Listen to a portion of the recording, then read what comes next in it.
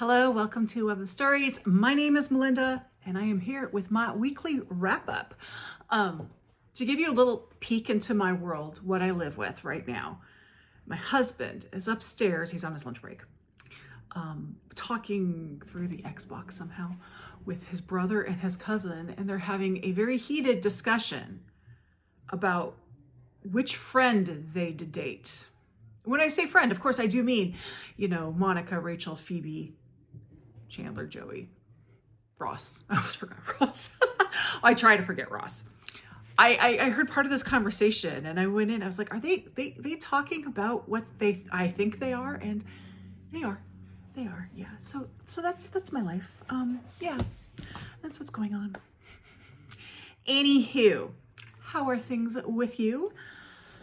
This week is a week. I am still trying to catch up from my sort of unplanned booktube break. It didn't seem like that because I still had videos going out, but when I was kind of laid up with my knee, which still does hurt, but whatever.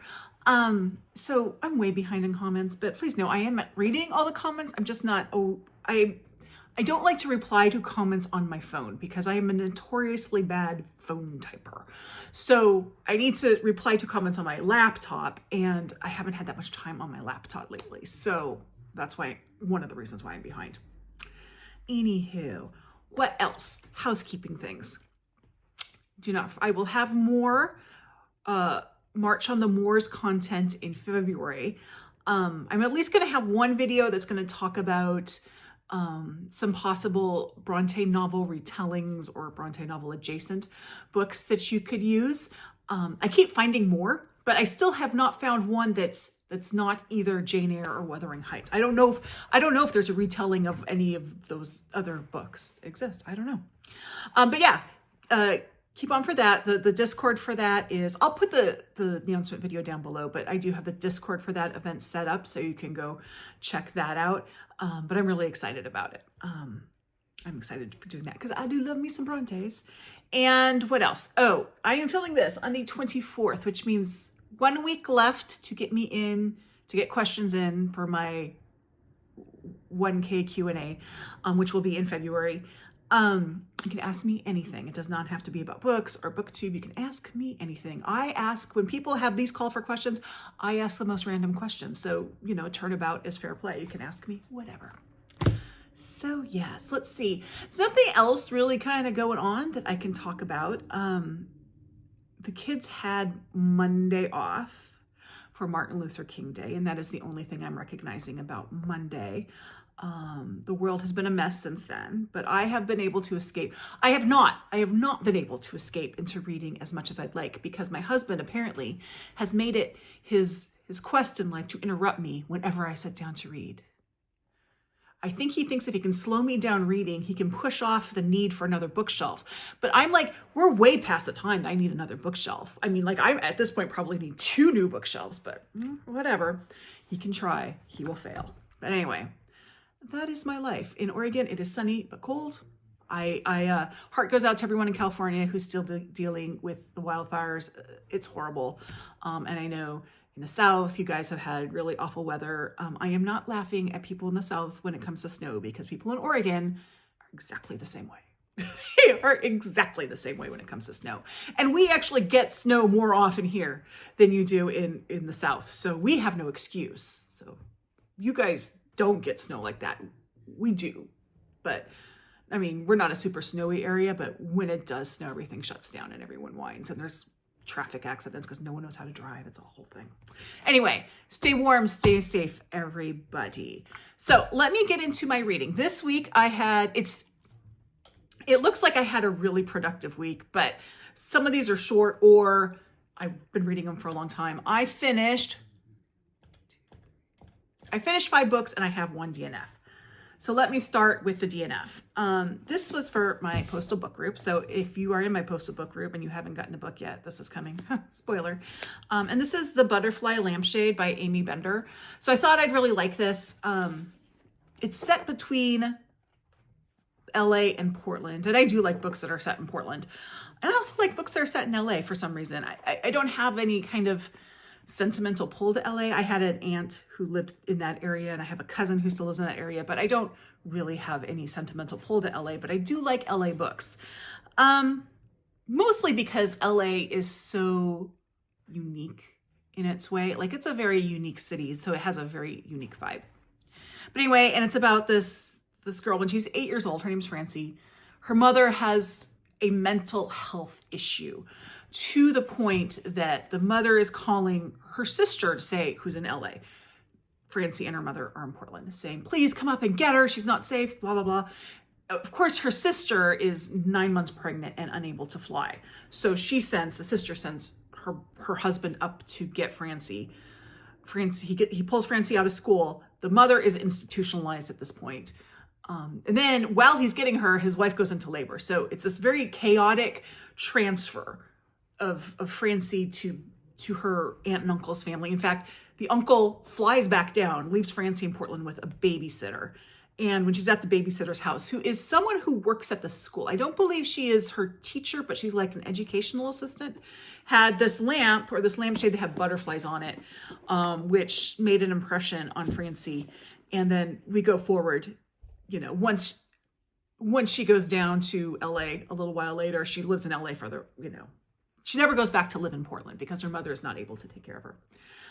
I thought the premise was really good, and I started going really strong on it, but it's one of these books that's very, very in the character's head. And I wasn't able to get into the character's head with her. It could be a me thing. It could be I'm reading this at the wrong time, but it got to the point where I was just like, I can't, I just can't anymore. And it's not that it's a bad book. It's not that it's bad written, but it is just not one I could read at least this point in time. So that was this book. That's the first time I've DNF'd a book for my postal book group, but I'm trying to be better about DNFing, as in DNFing more.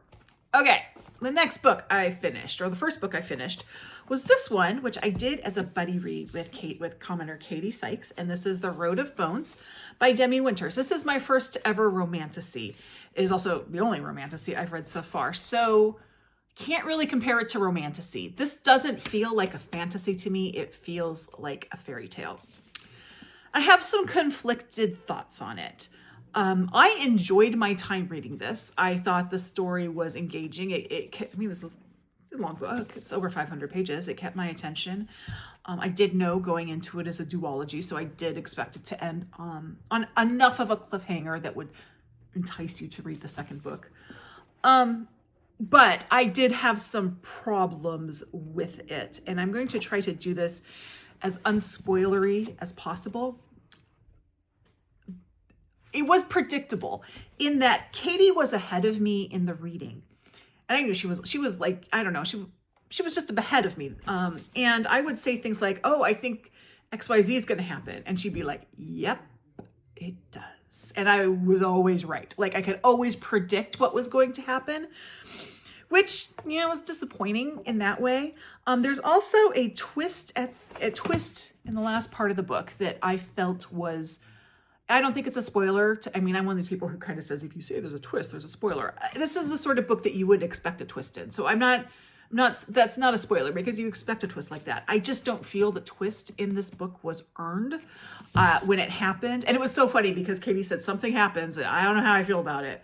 Of course I get to it. I'm like, did this just happen? Just like, yes, that was what it was. It felt really unearned. So that was kind of frustrating. I think it could have been. It's not that the twist was bad. I think that it just could. I'm sorry, my little thing is beeping on me. Sorry, my computer. It's just that the execution made it not work, which is kind of my story with this book. There was an ongoing sort of theme in this book of the main character named Scylla. There's a character named Signy and there's a character named Scylla, and I keep getting their names mixed up, but Scylla is the main character. There's an ongoing theme of her not being truthful to this group of people she's with. And yeah, there are times when she is not honest with them. There are other times when it may seem like she's not being honest, but it's something like she was not aware of. She just became aware of it at the same time they did. That's not her being dishonest. And I was very frustrated that the character never mentioned that. Like, yeah, yeah, I wasn't sure about this, but this was not my fault. I didn't know this either. This is all new information to me too. But the whole repetition of her, she's not being honest to these people, and it got old. It did get old. What else? There was something else. There were some elements. This is a long book. This is a very long book. And I think maybe it might have been too long of a book for the author, because there's elements that show up at the beginning and then you don't hear about them until the end. And then you're like, oh yeah, that was a thing, wasn't it? So that was a little frustrating. All that being said, I still enjoyed my time reading this book.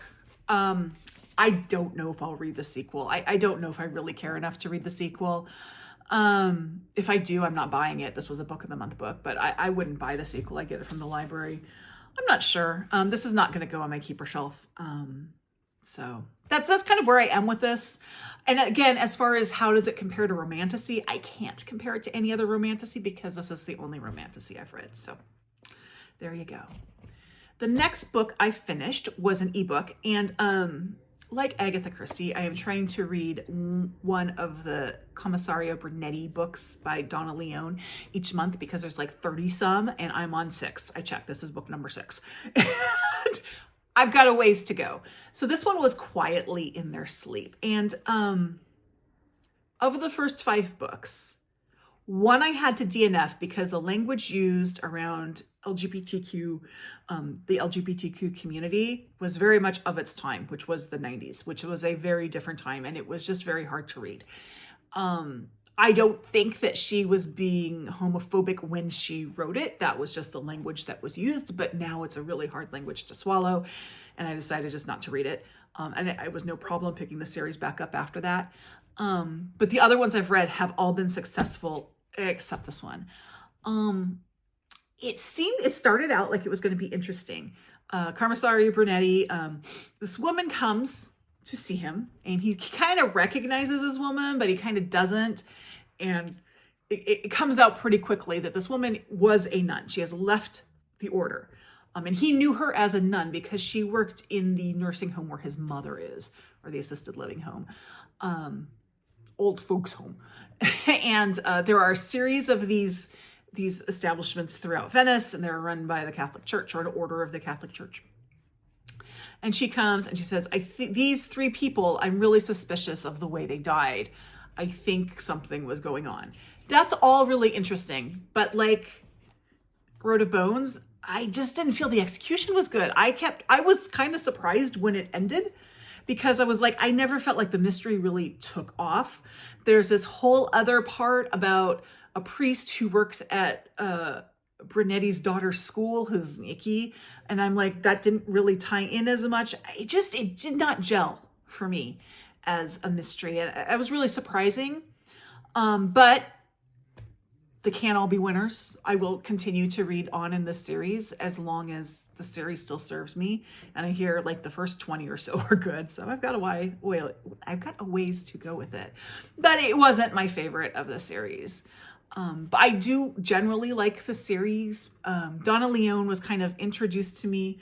I will tell you how I learned about it. Donna Leone was introduced to me in 2 ways, both of which sort of had to do with Louise Penny. In The Sentence, the book by Louise Erdrich, which is a great book, my favorite Louise Erdrich. But there's a character who comes into the bookstore and asks the character, asks I read Louise Penny. What should I read like Louise Penny? And they say Donna Leone. So that's how I first became aware of Donna Leone. The second way is Hillary Clinton. I hope she comes back with it. I hope it's not over, but she at least had a podcast. And at the last episode of a couple of the seasons, she did an Ask Me Anything. And I was like, I am going to ask her questions because I started reading the Louise Penny books because of Hillary Clinton. So I wrote in and I asked her for book recommendations. And Donna Leone, she recommended 3 authors. Donna Leone, so that's, Hillary Clinton told me to read it. Sharon K. Penman, who I read years and years and years and years ago, but I haven't read yet. And then Charles Todd, who's on my list of authors to try. So those were the 3 that she recommended. But Donna Leone was the one that I started first because I knew it was like Louise Penny because of The Sentence. So that's how Donna Leone came to me. And I forgot why I got on that. But yeah. So anyway, I'm going to continue with the series, but that one was not a winner. The next book I finished, I'm not going to talk too much about because I have a whole video about it, and that's Antony and Cleopatra, which I'm counting for my Ben Reads Good challenge for January, because Antony, I can't take credit for that. Actually, Angelia at Read and Reread came up with it, but it works for me. So this is my book I used for that. I'm just going to link to my video I did on this. The TLDR on it is, this is probably a book that's better on stage than on the page. It's not bad. It just would be better on stage.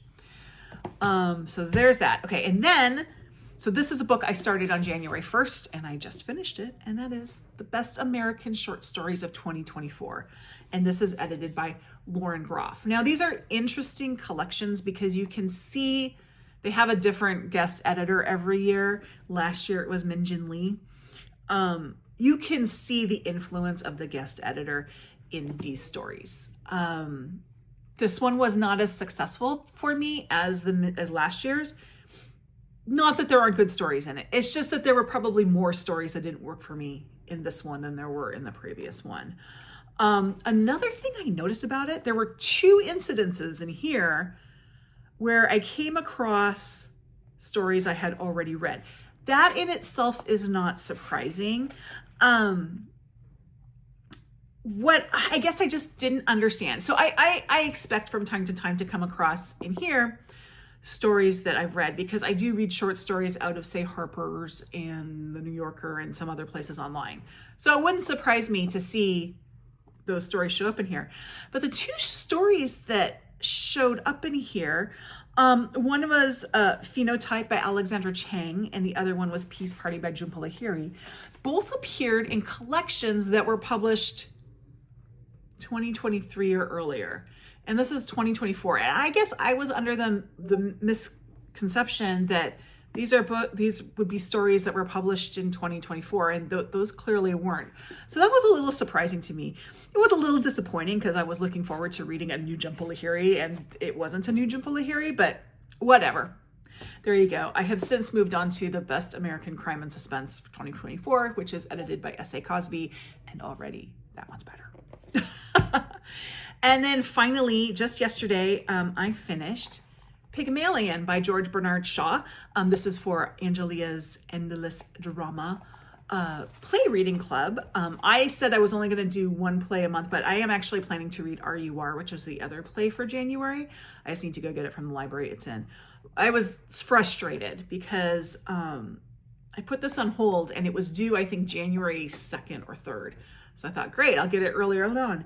No, whoever had it for 2 weeks past the due date. I was mad about that. I find that lady, or I shouldn't say it was lady, I don't know who it was. Find that person, even though we don't have library fines anymore. But anyway, I just got it. This is a reread for me. I have read this before years ago, mostly because I absolutely love the musical My Fair Lady, and I wanted to read the source material. And I really enjoyed this reread.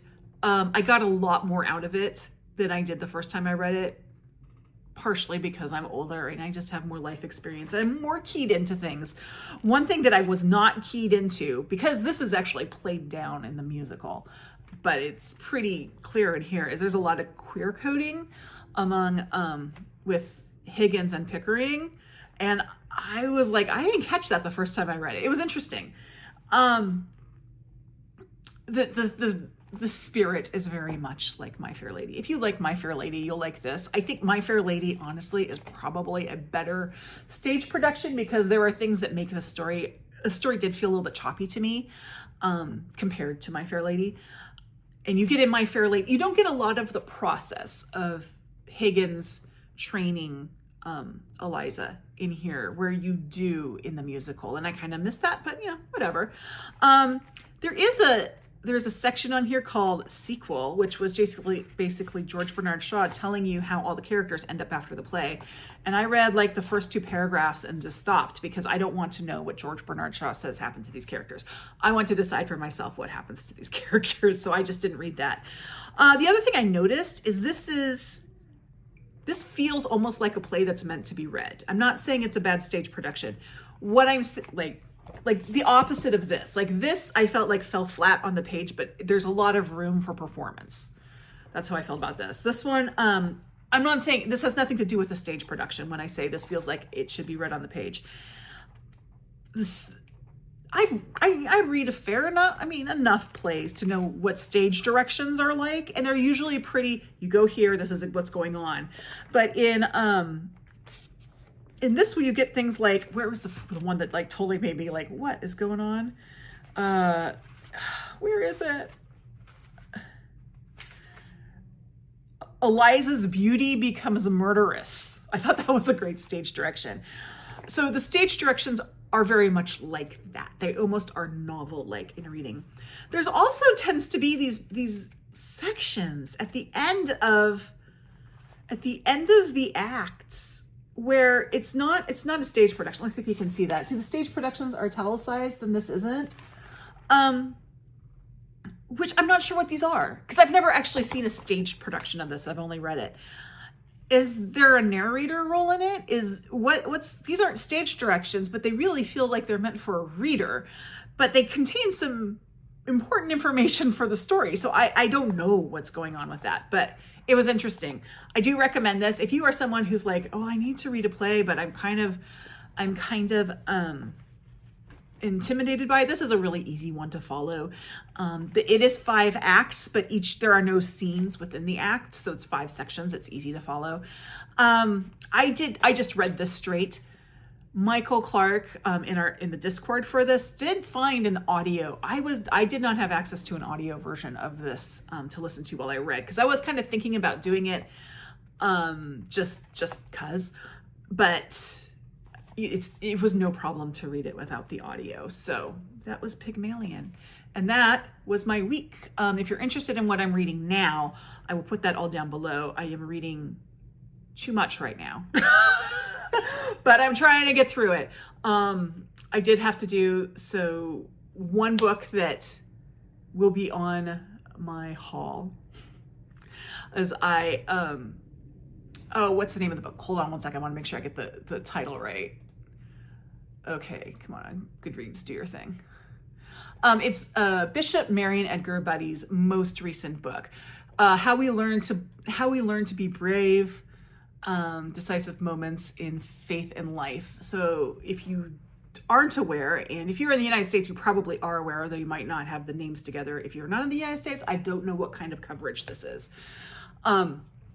On Tuesday, there's always, after the inauguration, there's usually a prayer service for the new administration. They do this all the time. And they do it at the National Cathedral, which is an Episcopal cathedral. And Mariann Edgar Budde is the Episcopal bishop for the Diocese of Washington. So that is her cathedral.